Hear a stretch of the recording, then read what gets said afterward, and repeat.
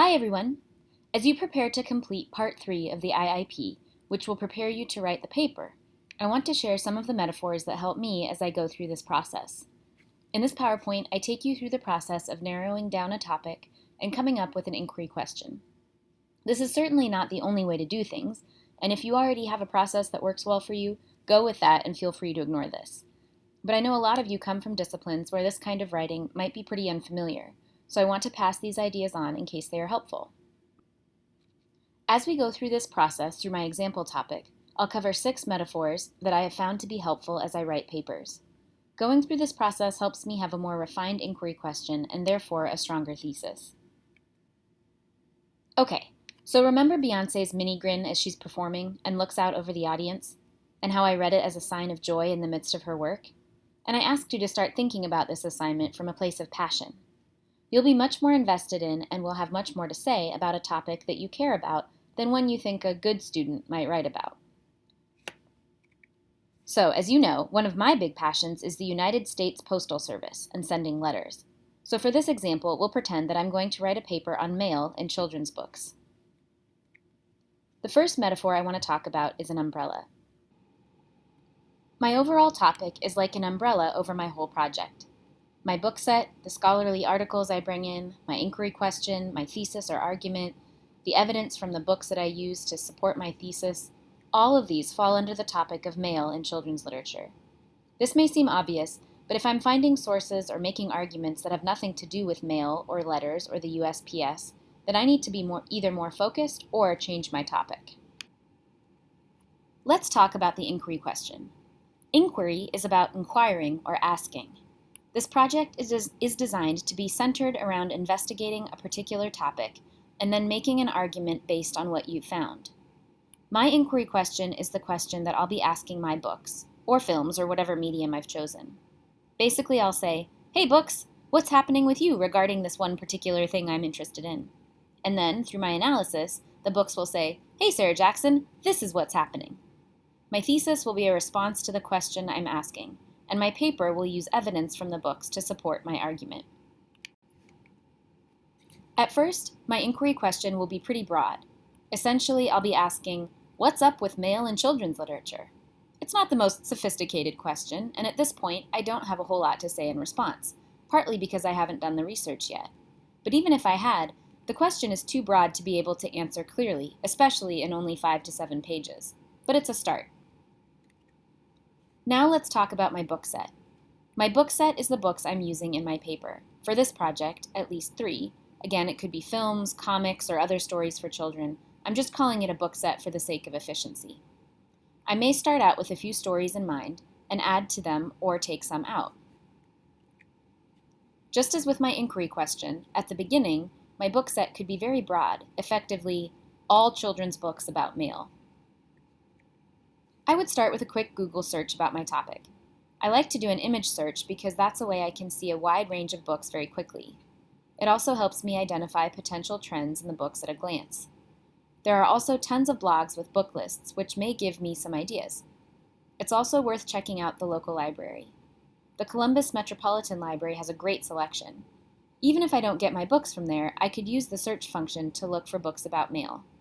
I could also check Amazon to see what books come up when I search for my topic, and it might be worth visiting a library or bookstore and just flipping through some books in the children's section to see what they have available. I want to find as many books on my topic as I can so that I have a range to choose from.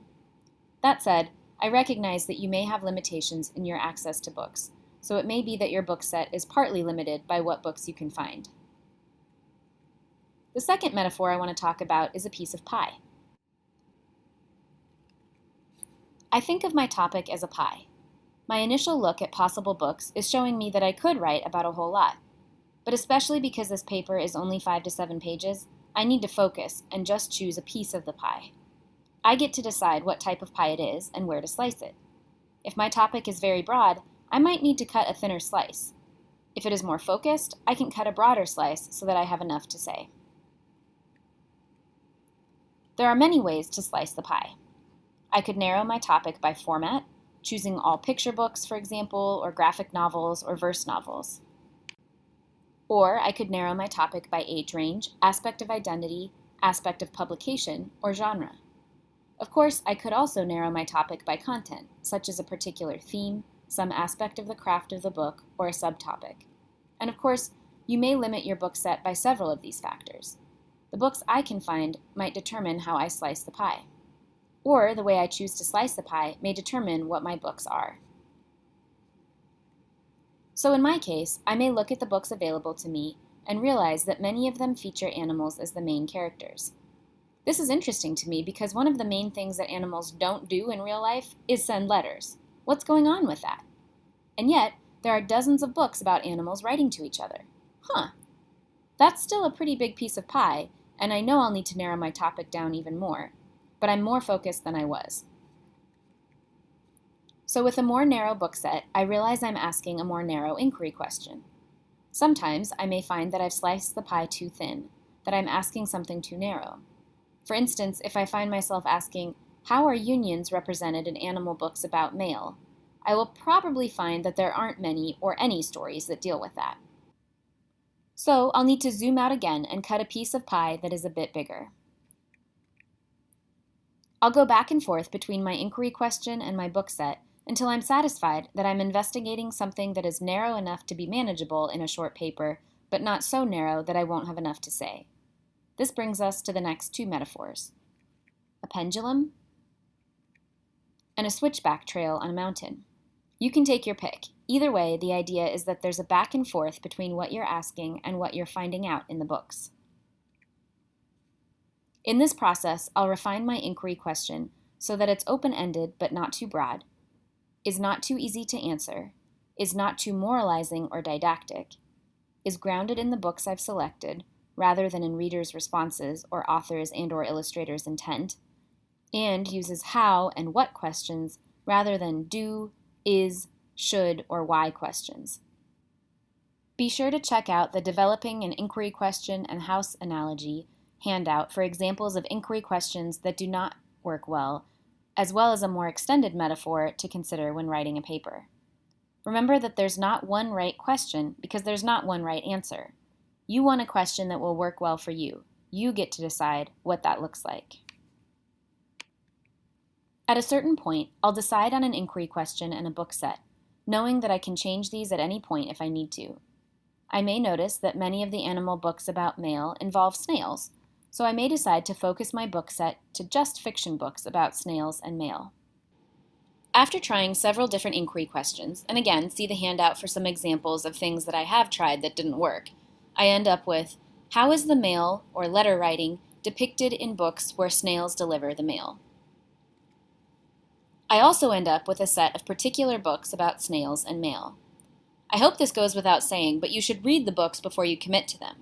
Don't plan your project around one or more texts that you haven't read yet.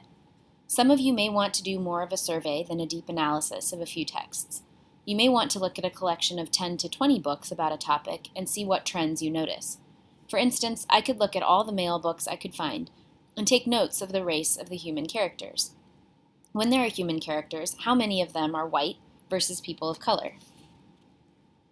In part 3 of this assignment, I ask you to provide your rationale for your book set. This explains why you have chosen the books that you have. Why these books about mail and not any of the others I could have chosen? Well, I can look back on this zigzagging back and forth process and see exactly why I have chosen these books. I have narrowed my book set by format by choosing picture books, by genre by choosing animal fantasy, and by subject by choosing a very particular subtopic, snails. This is where the fifth metaphor comes in, a funnel. A funnel starts off wide at the top and then narrows at the bottom. Likewise, my topic and book set started off broad and then became more focused and nuanced as I went along. At the same time that I'm swinging back and forth between my inquiry question and my book set, I may also be going back and forth between both of these and my scholarly sources.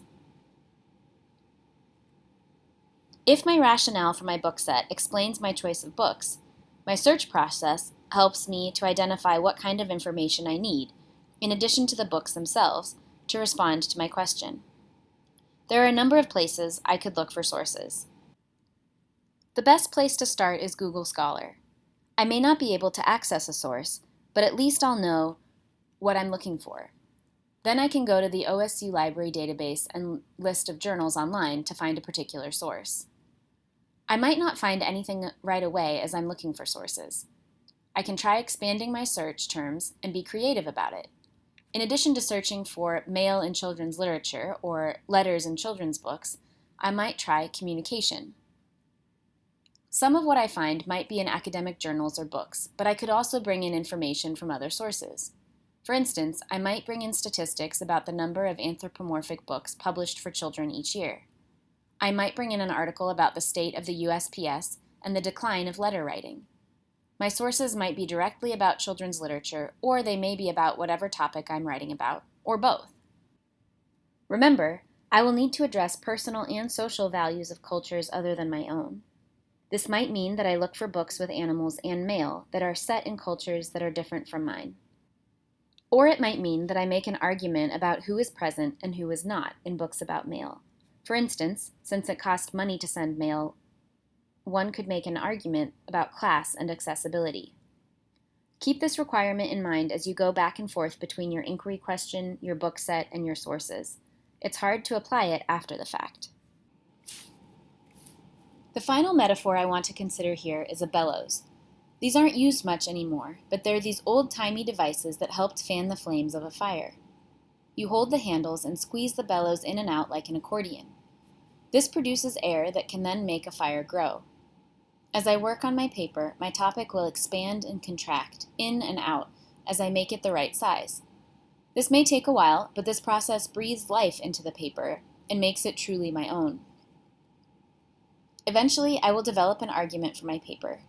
It will be a response to my inquiry question. Sometimes my inquiry question comes first, and then I find an answer to it. But other times, I start with a broad question and then gather evidence, formulating an argument.